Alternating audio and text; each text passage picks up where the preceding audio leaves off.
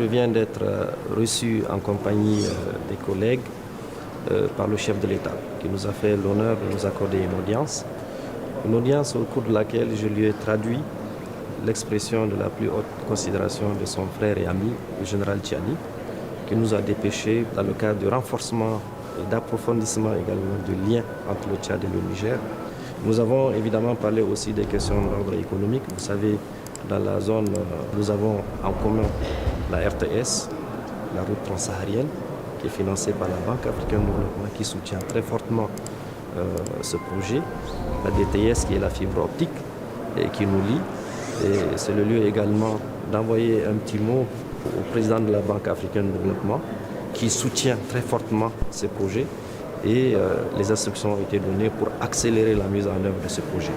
Le Premier ministre Ali Mohamed Lamine Zeine a effectué, hier mercredi, une visite de travail, la deuxième du genre depuis sa prise de fonction, à N'Djamena, au Tchad.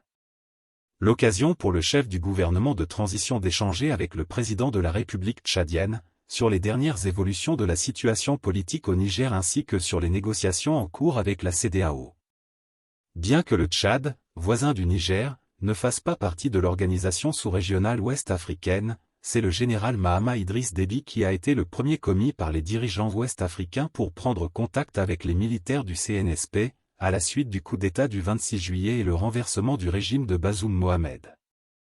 À la veille d'un sommet ordinaire mais stratégique de la conférence de la CEDEAO, et alors que les négociations semblent dans l'impasse, les autorités nigériennes ont certainement voulu activer la carte tchadienne, ce qui expliquerait cette brève visite mais stratégique et pleine d'enjeux du Premier ministre au Tchad.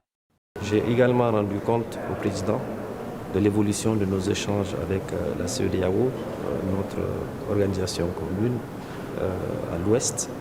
et le chef de l'État m'a chargé, en retour également, de présenter ses salutations fraternelles au général Tchadi.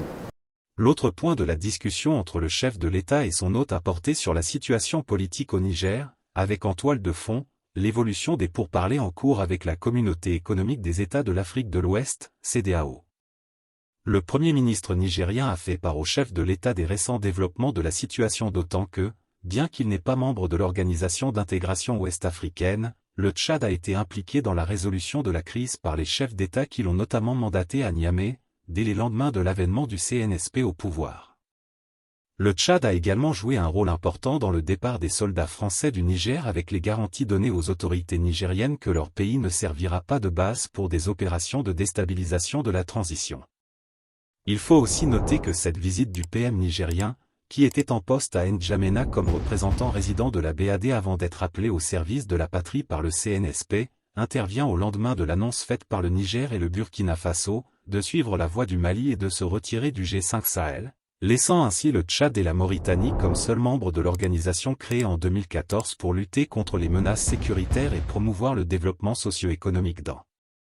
les 5 pays partageant la bande sahélienne.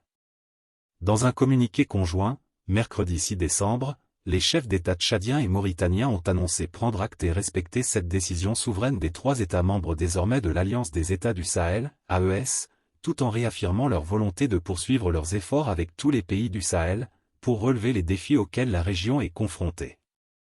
Lors de l'audience avec le Premier ministre Lamine Zeine, le général Mahamat Idriss Déby Itno n'a pas manqué de souligner l'importance de la solidarité entre les nations pour relever les défis régionaux. Il a en ce sens particulièrement insisté sur la nécessité de collaborer étroitement pour faire face aux menaces sécuritaires transfrontalières, tout en favorisant le développement économique et la prospérité partagée.